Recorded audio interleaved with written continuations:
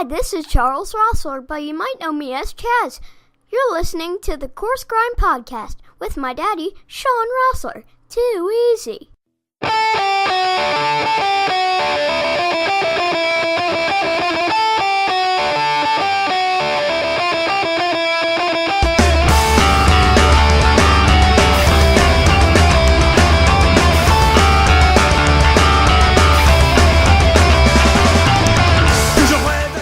Ladies and gentlemen, welcome back. This is episode number 59 of the Coarse Grind Podcast. With you as always, host, creator, Shawn Rosler. How's everyone doing this evening? It's no surprise whatsoever that recently my wonderful wife treated me to a fabulous journey up the California coast, starting in Santa Barbara, Buellton, and working our way up to San Francisco by way of Napa, Sonoma, and everything in between. So with that said, one of the episodes coming right after that, I wanted to be an encapsulation, kind of a recap of that.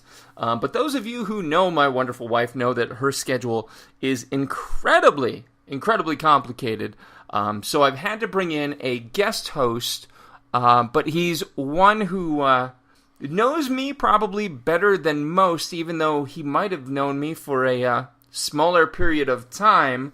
There's not a lot that can be said about him culinarily, except that there's a video on YouTube of him mincing cloves of garlic, and that he is no stranger to the kitchen by way of both his mother and father. So I won't tiptoe around the issue at all, ladies and gentlemen, and everyone in between. My guest co-host this evening, my firstborn child, Wesley Patrick Rosler. How we doing, sir?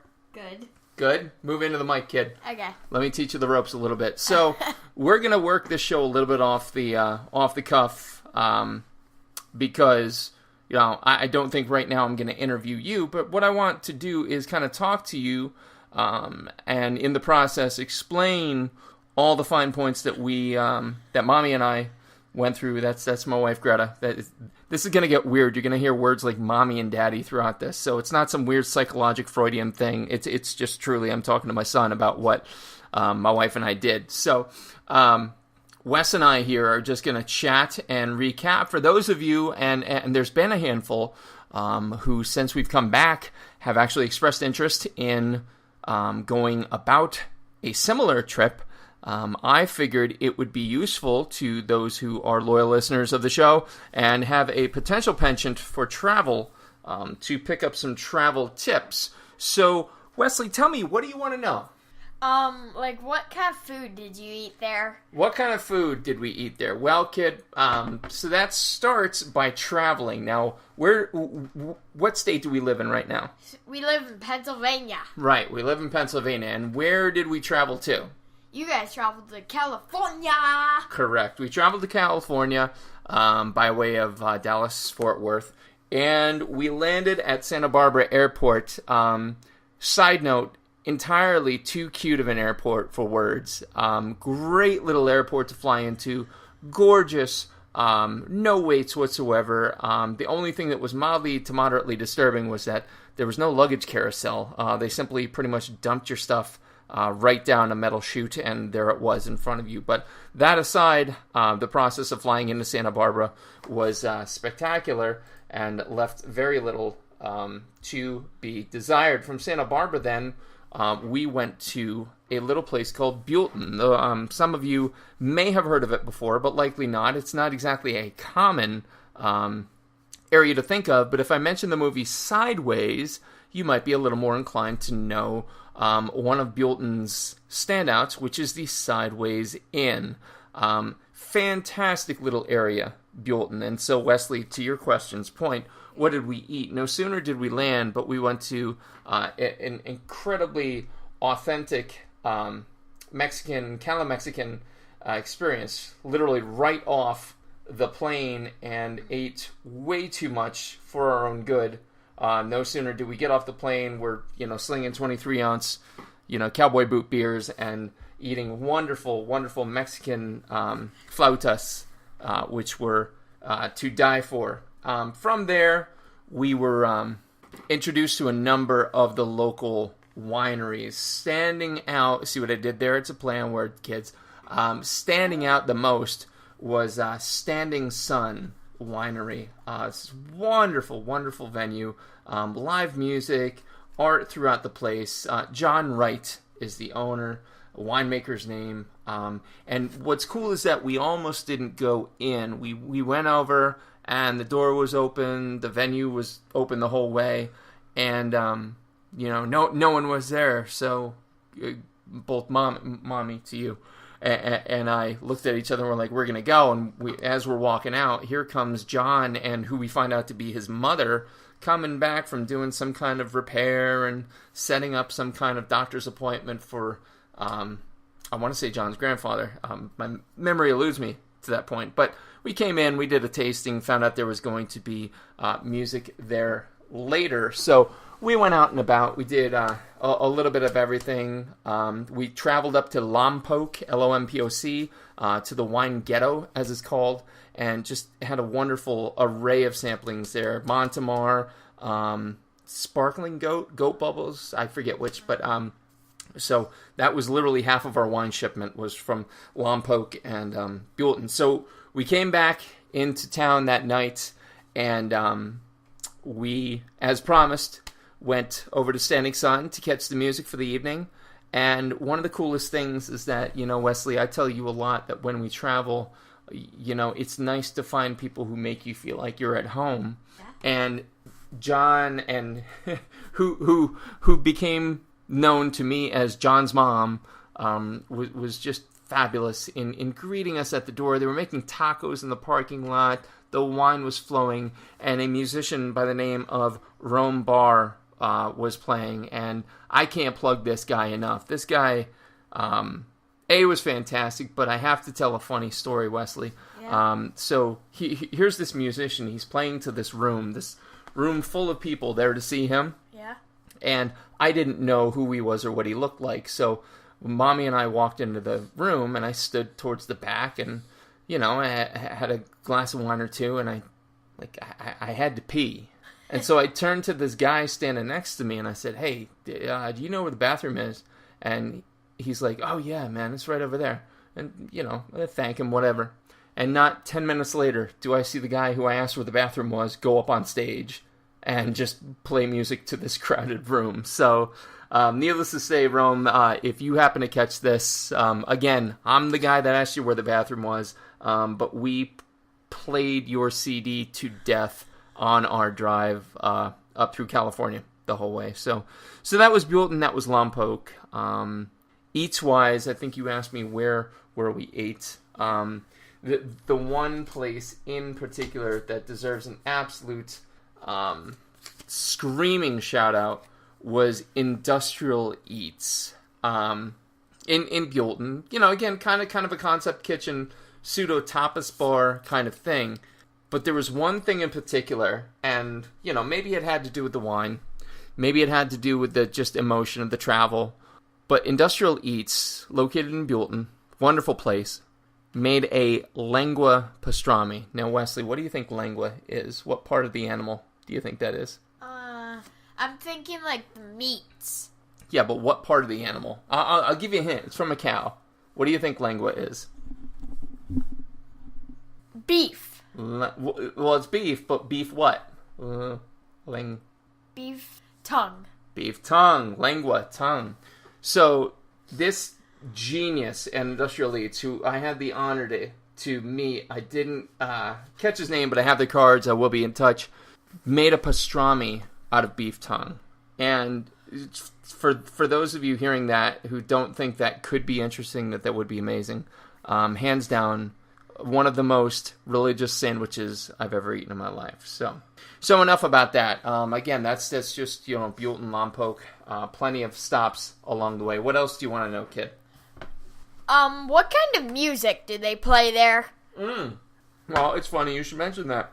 Rome Bar, I don't even know quite how to describe Rome's music that night. You take the Black Keys, sprinkling of a little, not Black Eyed Peas, no. maybe a little bit of Bruno Mars mixed in with Black Peas, mixed in with just... See, I knew there was a little bit of Black Peas in there. No, I said Bruno Mars. Oh, I'm sorry. Bruno Mars and Black Keys. truly a mix I've never heard before. I was just enthralled by it. So Roam.tv, that's ROEM .tv for those you want to know. So next up, from there then, we continued our journey up the coast, and we went to the Olympia Motor Lodge, going through Monterey, and we had a seafood fest that would be hard to be rivaled right down by the water. It was spectacular, but most importantly to you, I'm sure, was that video of the sea otters I sent you. Oh, yeah, I remember those. That's where those were. So, again, if you're into the aquatic wildlife, that's a great place to check out for sure. What else do you want to know, Ben? I want to know, what was, downtown? When you went downtown, what did you, do? And, what did you do? What did I do? So, what did we do? So downtown is a pretty vast description, but... Sort of like Mexico? Well, yeah. That's kind of like saying, oh, where'd you go in downtown Mexico? You go to a lot of places. There was this place that we ate breakfast. The morning after staying at the Olympia Motor Lodge, it was this little tiny tucked-in joint. Here again, I'm going to see if I can find the card. I don't know that I can, but we're gonna do what's called vamping here, buddy. We're just going to fill some space and talk as we look for... No, so we're not going to find it. And Snake? Greta will know, and it was this little unassuming red house, very French style. But the breakfast that we had was masterful, to say the least. I had a chorizo and egg breakfast with their house potatoes and flour tortillas. Yeah, it certainly was. And Greta had this French toast with this bacon that was just absolute insanity. So from there, we went up to Sonoma. And I can officially say, without a shadow of a doubt, Sonoma is addictive. I will look back on that. I will look forward to going to that again. Yeah, not in a bad way though, buddy. Not like what we've talked about. But Sonoma, no sooner are you even just driving in, and there was this welcome center, and, Mommy, Greta, and I struggled to recall what the name of the welcome center was. But actually, if you listen to episode 58, Simon Mitchelson from Prohibition worked at the distillery that is located in said welcome center. And it's fantastic. It's almost like Sonoma knows what you're coming there for and lays out the welcome mat in multiplicity. And in Sonoma, I really feel that we got the best introductory but high-level education to the soils and the differing cultures behind the areas. The Rock Pile, Sonoma Valley, Dry Creek Valley, all these different areas in Sonoma that create all these different wines. And we were introduced to this story. I shouldn't say story. I should say, the fact, essentially, that Sonoma was Napa first. But then Napa came up, and Napa, for whatever reason, became bigger than Sonoma. But Sonoma's got this cool vibe to it that you really just can't pass up on. I mean, you cannot deny Sonoma is funky. Sonoma's like that band that has some success but doesn't get too big. Napa's going on. Napa's successful. And Napa's cool in its own. Don't get me wrong. Like the Beatles? Like the Beatles. You know what? I think that's... Damn, kid, that's a good analogy. Sonoma is like... Yeah. I'll take that analogy. So, we stayed at this wonderful place in Sonoma, and Inn to Remember, and it's just this cute little thing, cold shower aside, and Inn to Remember. So much was in walking distance, and we took full advantage of this. We went around the corner to a tapas bar called La Salette, and it was to die for. It was wonderful. It was amazing. I can't say enough positive things about La Salette and the tapas that we had there. It was amazing, astounding, authentic, true tapas-based cuisine, and it was really, truly remarkable. Sonoma. So from there then, we kept going, and I'm talking away here, kid. You tell me what you want to know. This is your show now, buddy. Yeah, I've been thinking about it like over the time that you've been talking to whoever wants to hear what your trip was like to California. But how good was the food? How good was the food? I think rating on a scale of 0 to 5. 0 to 5. Okay, yeah. We're going to 0 to 5 here. You can go half. You can go for nothing. Well, that's tough. Why don't we go scale of 1 to 10? Okay. Good. And I mean, I would say by location. We haven't covered all the locations yet, so I feel like I'd be doing it a disservice if I said the overall experience. Yeah. How it was, If I said the overall experience, I would probably say it was predominantly a 9 to 9.5 out of 10. No question. 9 to 9.5. And like I can't give a 10 because I've never, I always want to have that room to have something be better. Yeah. But it was one of the most significant culinary experiences. Like, people, made you feel like, this is my home. Like, I can, live for, a couple of days here. Oh, I'd say more than a couple of days. But, we'll give you some time to hang around here and beat Pennsylvania before we make that move, huh? Well, I'm going to go to Mexico, so that's right. I guess I do have to have a little bit of room to go, but I've been to Canada. I was to Canada. Yeah. So you know what? Let's flip the script for a minute. Take an intermission away from California for a second. Talk to me about Canada, buddy. What was your favorite thing? Probably downtown, because when you go right downtown, there's literally so much fun things to do. There are arcades. We've already seen 4 arcades there now, so we're really, really excited if we can go back again. Yeah, well, this is a culinary podcast, kid, so talk to me about what did you like to eat in Canada, and specifically, where did you go in Canada? Well, there's not much really, really good food places there, so all we did, we got Chinese food and stuff, and we went right back, and Grandpam got her soup. She got potato bacon soup. Mm-hmm. It was a creamy soup though. Ooh, good. And the only reason she got that was because it was good. I mean, she likes that kind of soup. I mean, and she didn't even like bacon, so I was like, well, why are you even having this? How do you not like bacon, first of all? I don't know. That's simple. I was asking her that. I would agree. So it sounds like you had a good time in Canada. Great time. All right. Awesome. So let's kick back over then. Sonoma, amazing. Let's take the next leg of the trip to a wonderful place called Napa. No, we're not talking about the auto parts store. We're talking about the Napa Valley. And wait, there's an auto parts store named Napa? Napa. You've seen the sign for it. Yellow sign, blue letters. Oh, yeah. All right, so we're getting off the track here. So, first and foremost, Napa, just wow. And, driving from Sonoma to Napa, we made, a couple stop-offs, which were incredible, to die for, simply put.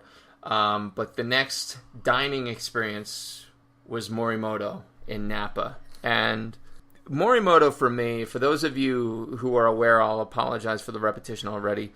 Morimoto has always been an intriguing figure for me. I started watching Iron Chef Japan in the late 90s, and, to date, we've just always been fascinated by him, complete with a trip to his Chestnut Street Philly restaurant, where my wife was instructed how to eat one of the courses of the omakase. And so for my 40th birthday, there was no Morimoto, but his presence was definitely felt. It was a sublime dining experience, complete with chilled sake, and I shared it with the sushi chefs who we sat and we watched and we discussed, food in general with, and it was just simply amazing. One of the next stops we made is probably the most sentimental to me, simply because of the entire experience that we had there. And it was a place by the name of Chateau Saint Jean. And actually, I'm sorry, excuse me, Chateau Saint Jean happened before Napa. It happened Sonoma to Napa. Chateau Saint Jean is a winery, Wesley, and that's where they make a series of wines. And one of Greta's big complaints is about white wine. White wine is pretty consistently unremarkable, and I would agree, unless it's good white wine. And we found it there. We knew of Chateau Saint Jean, And what we didn't know is how amazing visiting them would be, complete with taking a bottle of Fumé Blanc out to the garden and playing bocce in the California sun while enjoying it. So it was amazing. So, Dad, what's bocce? I mean, you know what bocce is, right? No, I do not. That's the game with the red and the black heavy balls. Oh, yeah. I remember that. It's also called lawn bowling. Oh, yeah. So I remember that. But now, can you imagine though, like getting to enjoy this wonderful wine in a garden and playing that while you're enjoying it? Like, spectacular. You can't imagine enjoying the wine, but imagine just how beautiful it was, and it really truly was. Actually, and I apologize, folks listening, you're not going to see this, but there's Mommy sitting in one part of the garden. What the heck? There we are playing it. See? Is that like? Yeah, it is stone right there. So, like I said, that was a spectacular experience. Again, experience on up the line. Yeah. So let's fast forward to Napa. Let's fast forward to, boy, where do I even start here? Let's start with Del Dotto Winery. Our first cave tour, our first barrel tasting, and it was truly educational in nature. So far as to, they make a Zinfandel that is actually fermented in a clay pot as opposed to a wooden barrel. And the flavor it imparts is completely different. Very, Italian old style in nature. But let's also talk about the food. And we ate at a little place called Bottega, who the restaurant just happens to be the, not mothership per se, but one of the flagship restaurants of my fabulous wife's man crush, if you will, Michael Chiarello. And it was, again, not a disappointment at all. She did go so far as to say that her olive oil cake was better, and I might actually be inclined to agree, but that aside, it was spectacular in and of its own right. So, Bottega, and then the evening came around, and the evening in Napa will probably go down as one of my all-time favorites culinarily. And Wesley, I know I started to tell you about this. We ate at one of Thomas Keller's restaurants. You remember me telling you about Thomas Keller? You never have told me about that. He's one of the world's most famous chefs. He's got the French Laundry. Have you ever interviewed him? I haven't. And Is he we on weren't. your list? He actually was. I actually joked with the front of the house staff at one of the restaurants where we dined. I said, I got a rejection email from Thomas Keller's people, and I practically treasured that more than some acceptance letters I get. So at least they acknowledged I existed. So Thomas Keller has 3 restaurants, Bouchon per se, and the French Laundry. And French Laundry we were unable to get into. Not surprising, per se as well. But we were able to get into Bouchon for the evening, and we were not disappointed at all. The 3 Michelin stars that hung in the kitchen, more on that in a minute, are not misplaced. It was, somewhat bistro fare in nature, but about the highest degree of bistro fare humanly possible, complete with frites that were finished with clarified butter and Australian winter black truffle. And at one point in the meal, perhaps it's after the Blue Apron beer was in me. The Blue Apron beer is done by Brooklyn Brewing, and it's exclusive to Thomas Keller. I asked the front of the house if I'd be able to see the kitchen. And Wesley, I'm pretty sure I showed you these pictures. No. But here was the entryway. But they totally agreed, and they let me in, and Mommy and Daddy walked back, and right there on the wall was their 2016 Michelin guide. And if you look closer, Wesley, these signatures are no small players. Daniel Baloud, Paul Bocuse, you see those names? Yeah. Jacques Pepin. So, Daddy, were there any breweries that you went to? Honestly, probably not. But the cool thing was, Thomas Keller's place had a beer made only for them, and it was awesome. And it's right there, the Blue Apron Ale, it's called, and it's 100% bottle fermented, and it was just really to die for. Well, did you bring the bottle with you? I did bring the bottle with me. It's downstairs. It is? I saved it, man. But right here, I'm if folks listening, I'm showing Wesley a picture of the Australian winter truffle. So not only did they let me back there, but the exec chef gave me a tour of the kitchen and showed me their black truffle shipment that was flown in that morning from Australia. But, like, are black truffles, like, really, really rare? Extremely valuable. They're extremely hard to find. B, there are pigs that are trained to sniff them out. Because, you know, a pig's sense of smell is greater than a dog's. It's jacked. Yeah, it's jacked, for lack of a better term. And so this right here, this amount of black truffle... Yeah? You're probably looking at about $25,000. 25,000? So 2,500. No, 25,000. Oh. So 10 times that. Yeah. So it was amazing, and the executive chef was fabulous, was gracious. I got to actually see the Michelin stars up in the place, and you know, again, that's probably a pinnacle part of the experience that I won't be forgetting. So from Napa, then we went to San Francisco. And you've heard of San Francisco. Yes, I have. And first things first, we went into this wonderful old-style Irish pub, got our bearings about us, and then decided to go for a walk. And anybody who's been to San Francisco, I'm showing Wesley the pictures of the verticality of the streets. They are uphill. They're all uphill. But it was awesome. We got to see so much on foot and ride the trolley. For those of you worried if we rode the trolley, we did. And it was pretty awesome. That evening, we went out for what is potentially the most gluttonous experience that we had the whole time. Korean barbecue in San Francisco. And so what food do they serve at the Korean barbecue? So right here's the menu. Folks listening, I'm showing him the menu. And it was set up, it was yakini was the name of it. And it was set up so that, you know, when you needed more protein, you rang a doorbell and a waitstaff came over and you got to pick 3 of the items off the menu. And they served, you know, beer by the pitcher to lube it up. Our one Korean friend chimed in on a comment on one of the pictures and recognized Hite beer right away because it just comes in a big old jug.